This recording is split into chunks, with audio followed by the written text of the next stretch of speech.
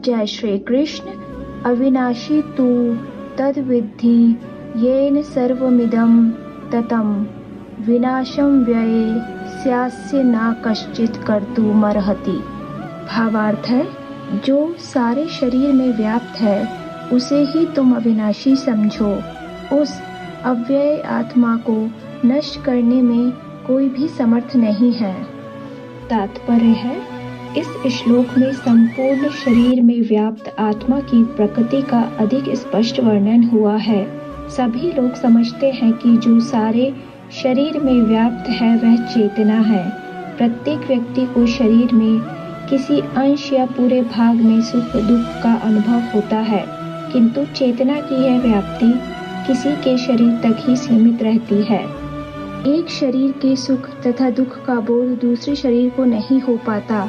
फलतः प्रत्येक शरीर में व्यष्टि आत्मा है और इस आत्मा की उपस्थिति का लक्षण व्यष्टि चेतना द्वारा परिलक्षित होता है।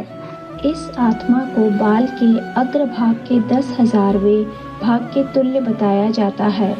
श्वेताशतर उपनिषद में इसकी पुष्टि हुई है।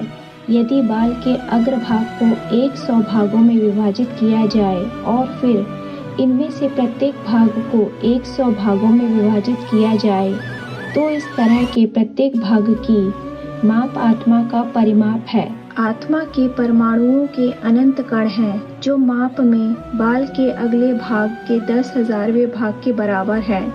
इस प्रकार आत्मा का प्रत्येक कण भौतिक परमाणुओं से भी छोटा है और ऐसे असंख्य कण हैं।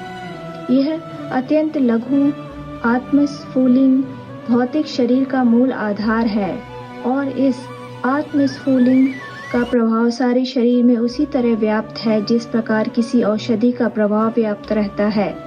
आत्मा की यह धारा सारे शरीर में चेतना के रूप में अनुभव की जाती है और यही आत्मा के अस्तित्व का प्रमाण है। सामान्य से सामान्य व्यक्ति भी समझ सकता है कि भौतिक शरीर चेतना रहित होने पर मृतक हो जाता है और शरीर में इस चेतना को किसी भी भौतिक उपचार से वापस नहीं लाया जा सकता। अतः यह चेतना भौतिक संयोग के फलस्वरूप नहीं है, अपितु आत्मा के कारण है। मुंडक उपनिषद में सूक्ष्म आत्मा की और अधिक विवेचना हुई है। आत्मा आकार में अणु तुल्य है, जिसे पूर्ण बुद्धि के द्वारा जाना जा सकता है। यह अणु आत्मा 5 प्रकार के प्राणों में तैर रहा है: प्राण, अपान, व्यान, समान तथा उदान। यह हृदय के भीतर स्थित है और देहधारी जीव के पूरे शरीर में अपने प्रभाव का विस्तार करता है। जब आत्मा को 5 वायुओं के कल्मश से शुद्ध कर लिया जाता है तो इसका आध्यात्मिक प्रभाव प्रकट होता है। हठ योग का प्रयोजन विविध आसनों द्वारा उन 5 प्रकारों के प्राणों को नियंत्रित करना है जो आत्मा को घेरे हुए हैं। यह योग किसी भौतिक लाभ के लिए नहीं, अपितु भौतिक आकाश के बंधन से अणु आत्मा की मुक्ति के लिए किया जाता है। इस प्रकार अणु आत्मा को सारे वैदिक साहित्य ने स्वीकारा है और प्रत्येक बुद्धिमान व्यक्ति अपने व्यवहारिक अनुभव से इसका प्रत्यक्ष अनुभव करता है। केवल मूर्ख व्यक्ति ही इस अणु आत्मा को सर्वव्यापी विष्णु तत्व के रूप में सोच सकता है। अणु आत्मा का प्रभाव पूरे शरीर में व्याप्त हो सकता है। मुंडक उपनिषद के अनुसार यह अणु आत्मा प्रत्येक जीव के हृदय में स्थित है और चूंकि भौतिक विज्ञानी इस अणु आत्मा को माप सकने में असमर्थ हैं, अतः उनमें से कुछ यह अनुभव करते हैं कि आत्मा है ही नहीं। व्यष्टि आत्मा तो निसंदेह परमात्मा के साथ साथ हृदय में है और इसलिए शारीरिक गतियों की सारी शक्ति शरीर के इसी भाग से उद्भूत है। जो लाल रक्त कणों फेफड़ों से ऑक्सीजन ले जाते हैं वे आत्मा से ही शक्ति प्राप्त करते हैं। अतः जब आत्मा इस स्थान से निकल जाता है तो रक्तोत्पादक संलयन बंद हो जाता है। औषधि विज्ञान लाल रक्त कणों की महत्ता को तो स्वीकार करता है, किंतु वह ये निश्चित नहीं कर पाता कि शक्ति का स्रोत आत्मा है।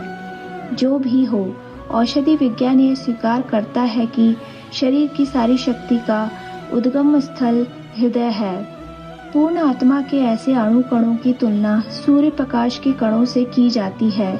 इस सूर्य प्रकाश में असंख्य तेजोमय अणु होते हैं।